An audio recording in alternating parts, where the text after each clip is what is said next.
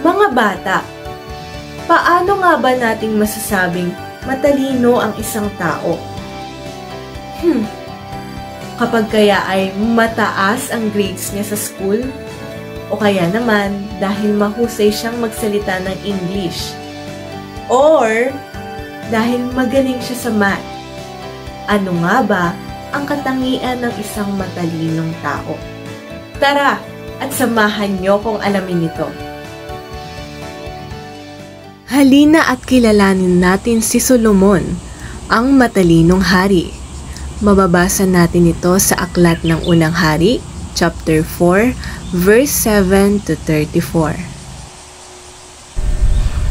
Si Solomon ay ang anak ni Haring David at siya ang naging bagong hari ng Israel.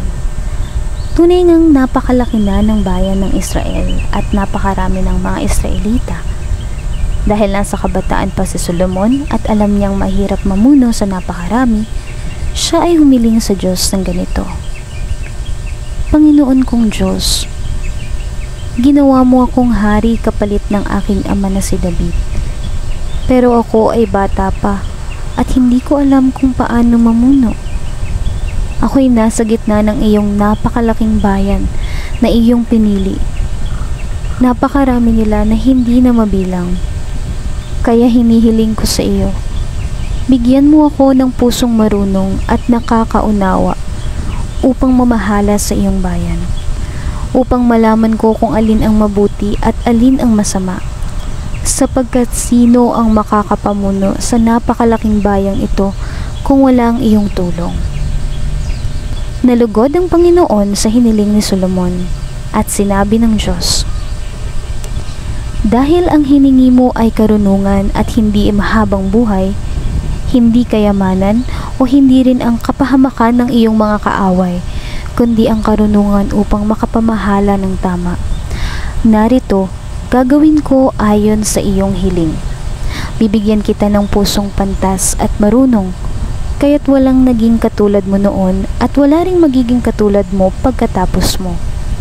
Bukod pa riyan, ibibigay ko rin sa iyo ang hindi mo hiningi, kayamanan at karangalan. Kaya sa lahat ng mga hari sa panahon mo, walang magiging katulad mo. Dahil dito, nagsimula ang paghahari ni Solomon sa isang mapayapa at masaganang panahon.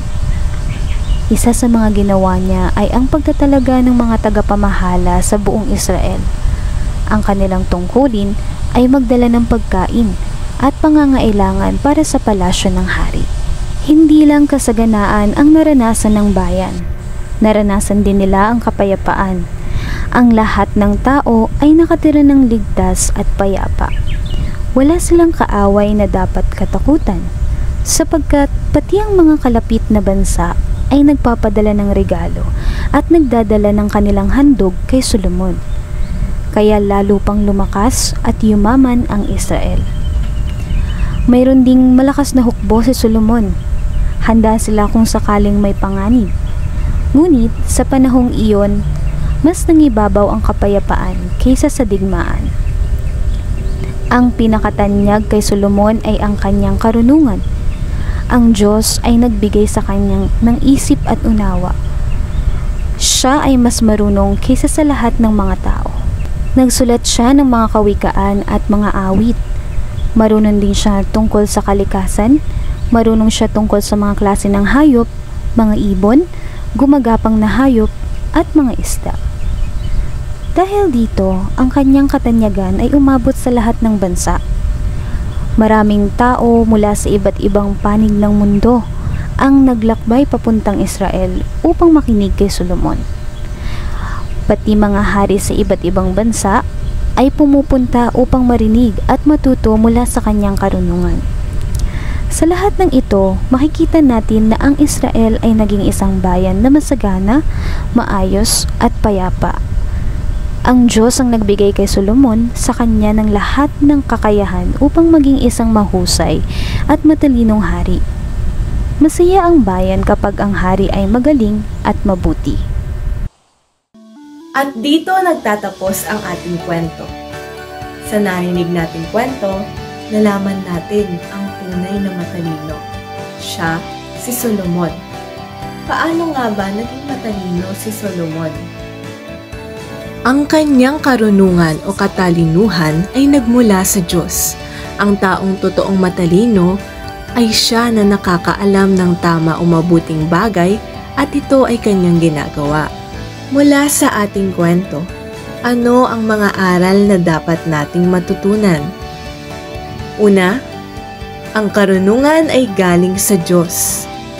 Hindi nagtiwala si Solomon sa sarili niyang kakayahan o karunungan. Sa halip, humingi siya ng tulong sa Diyos dahil alam niyang siya lang ang makakapagbibigay ng tunay na karunungan upang mapamahalaang mabuti ang bayan ng Israel. Bilang mga bata, bago tayo gumawa ng mahalagang bagay o kaya naman ay may ipinagkakatiwala sa ating mahalagang bagay, halimbawa, bago mag-aral, bago mag-test, o bago gumawa ng desisyon, tayo ay dapat na manalangin. Hilingin natin sa Diyos na tulungan tayo na maging mabait at gumawa ng tama.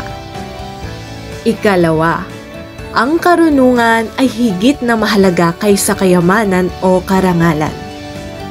Si Solomon ay pwedeng humingi ng pera, kapangyarihan o mahabang buhay, pero ang pinili niya ay karunungan mula sa Diyos. Ipinakita nito na ang tunay na mahalaga ay hindi mga bagay na nakikita o nahahawakan, kundi ang pusong marunong gumawa ng tama. At kapag tayo ay gumagawa ng mabuti, tayo'y kalulugdan ng Diyos at idadagdag na lamang ang iba pang mga bagay. Para naman sa ating activity sa araw na ito, tayo ay magkakaroon ng isang game o laro. Maglalaro tayo ng isang laro kung saan susubukan nating makita kung alin ang matalinong pagpili o wise choice at alin ang hindi o bad choice. Tandaan natin, ang karunungan ay ang pagpili at paggawa ng mga bagay na nakalulugod sa Diyos at nakatutulong sa kapwa. Pakinggan ninyo ang ating instructions. Magbabasa ako ng isang sitwasyon o pangyayari. Kailangan ninyong magpasya kung alin ang matalinong desisyon o wise choice. Kapag sa tingin ninyo ay matalinong pasya o wise choice ang sinabi ko, kayo ay mag-double thumbs up. Kapag hindi matalinong pasya o bad choice, kayo naman ay mag-double thumbs down. Pagkatapos ninyong pumili, papaliwanag natin kung bakit ito ay matalino o hindi. Handa na ba kayo mga bata? Okay, simulan na natin! Sitwasyon 1. Sinabi ni nanay na ligpitin mo na ang mga laruan, pero nagpatuloy ka pa rin sa paglalaro at hindi siya pinansin.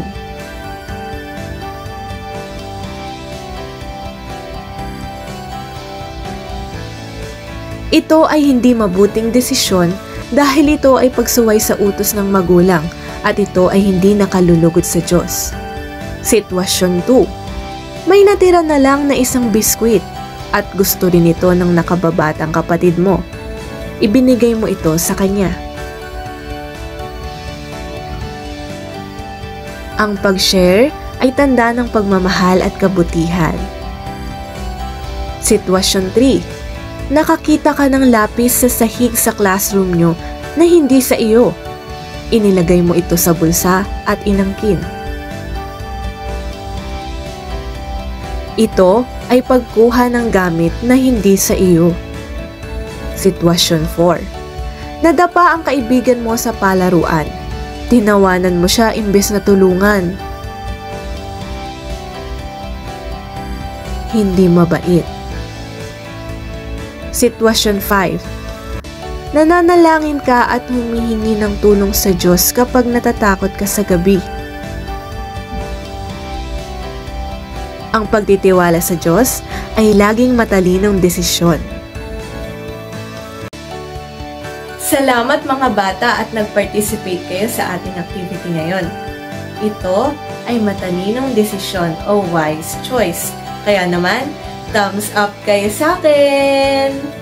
Narito naman ang ating memory verse sa linggong ito na mababasa sa Book of James chapter 1 verse 5, New International Version.